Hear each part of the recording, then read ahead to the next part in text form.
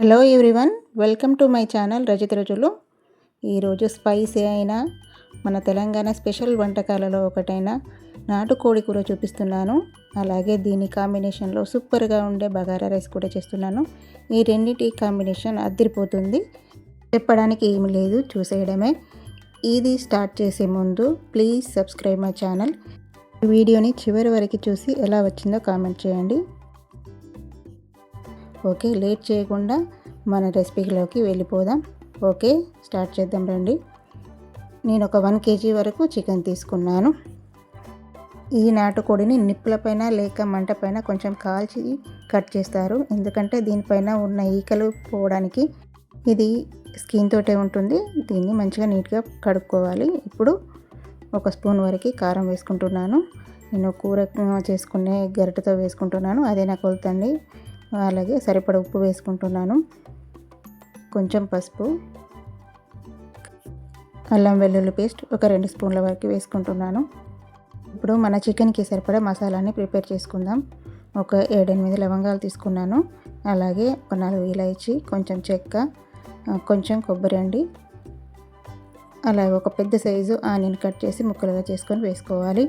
ఇవన్నీ మనము మిక్సీ పట్టుకుందాం, మెత్తని పేస్ట్లా చేసుకోవాలి. నేను చేసే వంటల్లో మసాలా అనేది ఎప్పటికప్పుడు ప్రిపేర్ చేసుకుంటాను. ఈ కర్రీకి కావలసిన మసాలా ఇప్పుడే గ్రైండ్ చేసుకుంటాను. పౌడర్ అనేది చేసి పెట్టుకోనండి. ఇలా ఫ్రెష్గా చేసుకుంటేనే కర్రీకి మంచి టేస్ట్తో పాటు ఫ్లేవర్ కూడా చాలా బాగుంటుంది. ఇలా ముద్దలా పేస్ట్లా వేసుకుంటే గ్రేవీ కూడా చిక్కగా వస్తుంది. నేను చేసే వంటల్లో దాదాపుగా ఇలానే ఎప్పటికప్పుడు మసాలా అనేది ప్రిపేర్ చేసుకొని వేస్తాను. దీంతోపాటు కాస్త పుదీనా, కొంచెం కొత్తిమీర, వీటన్నింటిని వేసి చక్కగా కలుపుకోవాలి. ఈ మసాలా అనేది చికెన్ ముక్కలకి బాగా పట్టించాలి. ఇలా పట్టించిన తర్వాత కాసేపు ఇది నాననివ్వాలి. చికెన్ కొంచెం నానితే దానికి మసాలా అంతా పట్టుకొని చికెన్ అనేది త్వరగా ఉడుకుతుంది. కాసేపు అలా పక్కన పెట్టేద్దాం. ఇప్పుడు చికెన్ వండుకోవడానికి బౌల్ పెట్టుకున్నాను. నేను కుక్కర్లో వేయట్లేదండి. నాటుకోడి అంటే ఎక్కువసేపు ఉడుకుతుంది అనేసి చాలామంది కుక్కర్లో వండుతారు, కానీ అలా వండితే టేస్ట్ బాగుండదు. నేను గిన్నెలోనే వండుతాను. కాస్త ఎక్కువ టైం తీసుకున్నా కానీ టేస్ట్ అనేది చాలా బాగుంటుంది. ఈ పోపు వేస్తున్నాను చికెన్కి.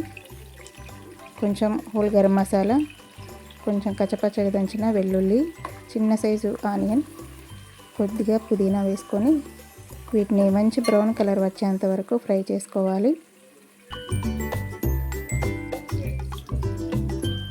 ఇందులో కొంచెం చిటికెడంతా పసుపు కూడా వేసుకుంటున్నాను. మనం ఆల్రెడీ కర్రీలో వేసుకున్నాము, కొద్దిగా వేసుకుంటే సరిపోతుంది. ఇవి కొంచెం ఫ్రై అవ్వాలి. ఇది మంచి బ్రౌన్ కలర్లో వచ్చిన తర్వాత మనం ముందుగా కలిపి ఉంచుకున్న చికెన్ని ఇందులో వేసుకోవాలి.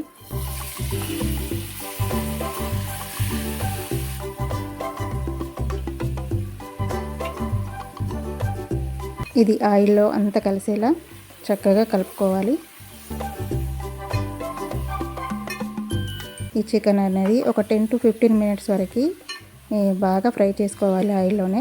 ఆ తర్వాతనే దీనికి కావలసిన వాటర్ అంటే ఎసరు పోసుకోవాలి.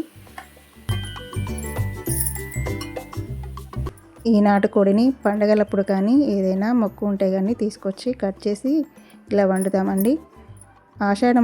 ఆషాఢంలో జరిగే బోనాల పండుగ ఉంటుంది కదా, ఆ బోనాలప్పుడు పోషమ్మ దగ్గర ఈ నాటుకోడిని కట్ చేసుకొని తీసుకొస్తారు. అప్పుడైతే తప్పకుండా నాటుకోడినే వండుకుంటాం. ఇప్పుడు చికెన్ అనేది చక్కగా ఫ్రై అవుతుంది.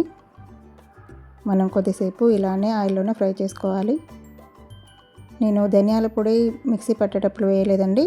ఇప్పుడు కాస్త ధనియాల పొడి వేస్తున్నాను, 2 స్పూన్లు. ఇది పచ్చి ధనియాల పొడినే. ఇది కూడా ఒకసారి కలుపుకోవాలి. ధనియాల పొడి అంతా చక్కగా ముక్కలకి పట్టేలా కలుపుకొని కాసేపు ఫ్రై చేయాలి. ఈలోపు మనం బగారా రైస్కి స్టార్ట్ చేసుకుందాం. ఒక రైస్ గిన్నె పెట్టుకొని అందులో కాస్త ఆయిల్ వేసుకున్నాను. అలాగే 1 టేబుల్ స్పూన్ వరకు నెయ్యి కూడా వేస్తున్నాను. ఇది నేను ఇంట్లో తయారు చేసిన నెయ్యేనండి. నెయ్యి ఎలా తయారు చేయాలో కూడా నేను ఒక షార్ట్ వీడియో కూడా చేశాను, వీలైతే నా ఛానల్లో చూడండి. ఇప్పుడు ఈ నెయ్యి కాస్త కరగాలి. ఈలోపు మన చికెన్ ఒకసారి మూత తీసి కలుపుకుందాం. ఎందుకంటే అడగంటుతుంది. కొంచెం సిమ్లో పెట్టుకొని ఒకసారి కలుపుకుందాం. మనకి ముక్క మొత్తం ఉడికిపోయిందండి. ఇప్పుడు కొంచెం వాటర్ కూడా వేసుకుందాం. ఫ్రై అయిపోయింది చికెన్ మొత్తం.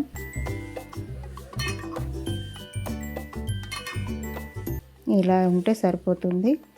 ఇప్పుడు మనం వాటర్ యాడ్ చేద్దాం.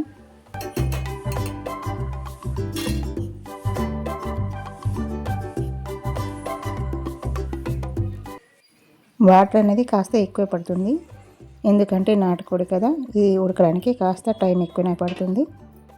మళ్ళీ దీని సూప్ అనేది చాలా టేస్ట్ బాగుంటుంది, కాబట్టి కాస్త ఎసరు అనేది ఎక్కువనే పోసుకోవాలి. అది ఎంత క్వాంటిటీ అంటే మనం చికెన్ ముక్క మునిగేంత వరకు వాటర్ పోసుకోవాలి. అలా అయితే మనము ముక్క ఉడికేసరికి దగ్గరికి వచ్చేస్తుంది, మొత్తం ఉడికిపోతుంది. ఇంకాస్త వాటర్ వేసుకుందాం.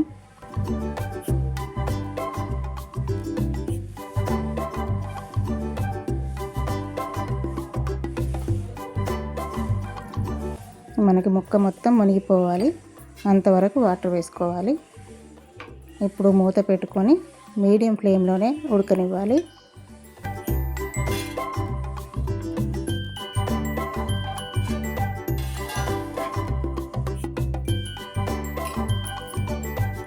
ఇప్పుడు బగారా రైస్కి తాలింపు వేసుకుందాం. కొంచెం సాజీరా వేస్తున్నాను, దాంతోపాటు కొంచెం జీలకర్ర కూడా వేసుకున్నాను.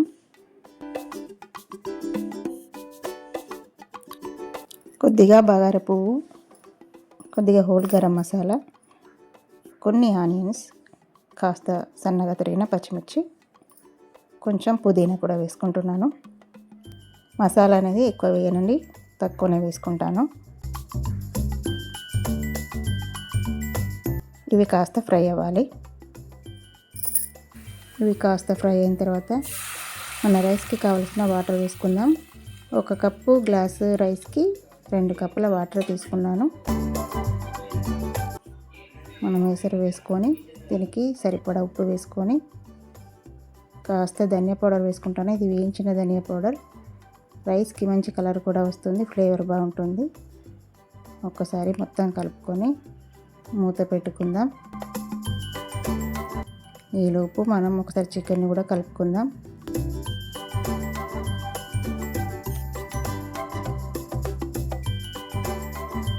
ఇది స్లోగానే కుక్ అవ్వాలి. మూత పెట్టుకుందాం. మనకి ఎసరు వచ్చేసింది. ఇప్పుడు రైస్ వేసుకుందాం. ఇవి డైలీ వండుకునే రైసే అండి, మీకు ఇష్టమైతే బాస్మతి రైస్ కూడా వండుకోవచ్చు.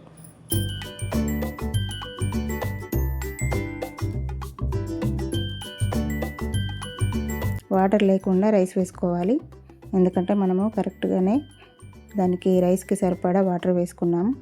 మళ్ళీ వాటర్తో వేసుకుంటే ఎక్కువైపోయి అన్నము ముద్దగా అయిపోతుంది. ఒక్కసారి నెమ్మదిగా కలుపుకొని మూత పెట్టుకుందాం.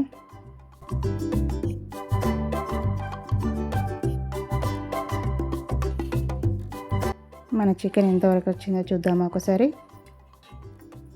బాగా ఉడుకుతుంది. కొద్దిగా కొత్తిమీర వేసుకుందాం. ముందుగా వేసుకుంటే మంచి ఫ్లేవర్ పట్టుకుంటుందండి. మళ్ళీ చివరిలో కూడా కాస్త వేసుకుంటాను. ఒకసారి కలుపుకొని మూత పెట్టుకుందాం. ఇంకా ఇది ఉడకాలి.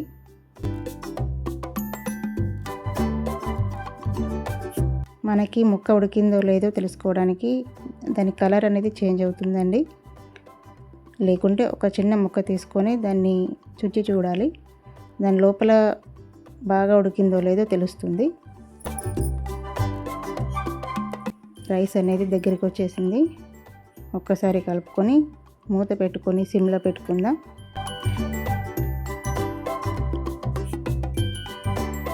ఆయిల్ పైకి వచ్చేసింది కదా, మనకి చికెన్ అనేది ఉడికిపోయింది. ఒక్కసారి కలుపుకొని స్టవ్ ఆఫ్ చేసుకుందాం.